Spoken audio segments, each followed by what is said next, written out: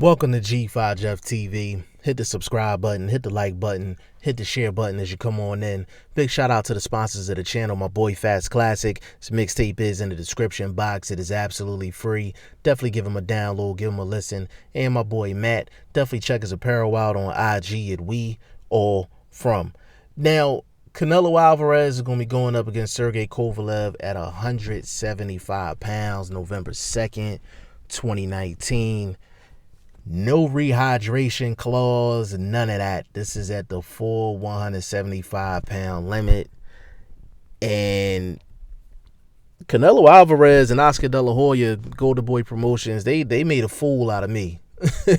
They made a fool out of me. I put a video out on the channel. It's still up. And I said this fight was going to be a difficult fight to make because Canelo Alvarez always is demanding some concession in negotiations, some type of concession that's going to give him an advantage walking into the ring. So I said this fight was going to be difficult to make. Obviously, it wasn't that difficult to make because they made it happen. Then the second thing, there's really no concessions. There's no rehydration clause. There's no fighting at 172 pounds. This is Canelo Alvarez going up 2 weight classes to 175 pounds to fight arguably the top guy, 175. I know a lot of people will dispute that, but there are some people that think Sergey Kovalev is still the guy at 175 pounds. And this type of move is similar to when Floyd Mayweather fought Miguel Cotto. Like, Floyd Mayweather didn't ask Miguel Cotto to lose any additional weight. Floyd Mayweather went up to Miguel Cotto's weight class, and they asked Floyd Mayweather about that, and he said, no, I don't want to drain Miguel Cotto. I want him to be comfortable. And I think this is a similar situation. Canelo Alvarez is going up 2 weight classes to face Sergey Kovalev, who has been a killer for a long time. Like, don't get it twisted. Yes, he took 2 Andre Ward losses. Yes, the blueprint is out on Sergey Kovalev, but Sergey Kovalev is still a killer. Like, you know what I'm saying? Like, Sergey Kovalev just ran into an all-time great in Andre Ward, and he had, the fight with a later Alvarez where he had Alvarez in trouble, but he couldn't get him up out of there, and Alvarez hit him with the money shots and got him up out of there, but he avenged that loss. So Sergey Kovalev is still a killer. He's an older killer. Got some grays in him, but he's still a killer. You know what I'm saying? The fact that Canelo Alvarez is taking this fight with no concessions or anything, like, I mean, you can't criticize Canelo Alvarez. He may have the best resume in the business. He may have the best resume in the business. And despite his tactics in negotiations, trying to get advantages, which is not illegal. I mean, Floyd was doing that for the longest. But at the end of the day, Canelo Alvarez, when it comes down to just getting in the ring and fighting absolutely everybody, he embodies the person that runs Golden Boy Promotions, Oscar De La Hoya. You could say what you want about Oscar De La Hoya, but at the end of the day, Oscar De La Hoya has one of the best resumes in history. Oscar De La Hoya has one of the best resumes in history. Can't dispute that. And Oscar De La Hoya never really ran from anybody. Now, some people will say, oh, well, Canelo Alvarez, he didn't want to fight Jermall Charlo, so he was running, he was ducking, he was doing this, he was doing that. Now, I'm somebody that feels a little different about that. I'm like, yeah, he could have fought Jermall Charlo. He just chose not to.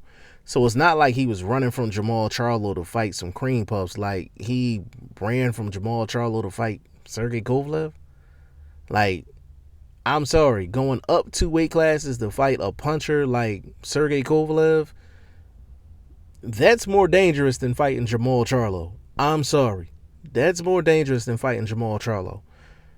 This is a very dangerous fight for Canelo Alvarez. This is a very dangerous fight. For this reason. The reason Canelo had so much problems, so much trouble with Triple G is because he had two things: power and a jab. And he kept the jab pumping.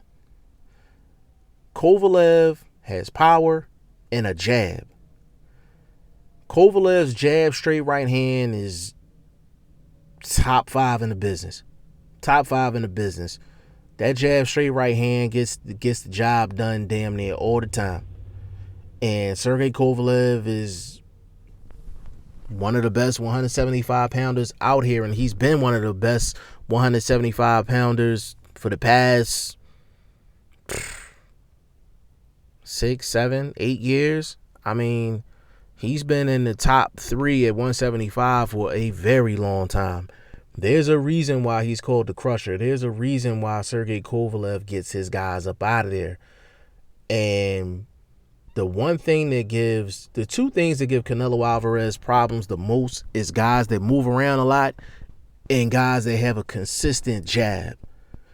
And Sergey Kovalev is not going to move around a lot, but Sergey Kovalev got one of the best jabs in the business. So this is not no gimme fight for Canelo Alvarez. You're talking about weight. You're talking about a guy that has power, and we know Canelo Alvarez got an iron chin, but he's never taken a shot from a guy at 175. He's been taking shots from guys at 160, 154, 155, 158.2, and all that. But not from a guy like Sergey Kovalev. Like, Sergey Kovalev at 175 is probably cracking harder than Triple G at 160. And that's just what it is. So there's a lot of roadblocks for Canelo Alvarez in this fight. If Canelo Alvarez can get a clean victory over Sergey Kovalev, even if it's not a clean victory, if he can get a victory over Sergey Kovalev, I would be extremely impressed. Extremely impressed, because Canelo Alvarez is going against the grain on this one. I think he had easier options at 160. He had options at 168. For him to go up to 175, like, man, like, this is a huge risk, a huge gamble. And I know people thinking like, oh, well, all Canelo Alvarez is going to do is go and throw body shots and get Sergey Kovalev up out of there. Like, there's another guy in boxing that gets affected by body shots, but that don't necessarily mean they're going to lose. And that's Keith Thurman. Keith Thurman gets hurt to the body in every fight, but he always comes back. And outside of the Manny Pacquiao fight, he gets his man every time, but he gets hurt to the body. So just because Sergey Kovalev is, Krispy Kreme soft inside the body, that don't mean that he's going to lose this fight. I'm extremely interested in this fight, and this is going to be a great one. This is going to be a great fight, up and down. Probably going to be one of the fights of the year. I'm seriously looking forward to this fight.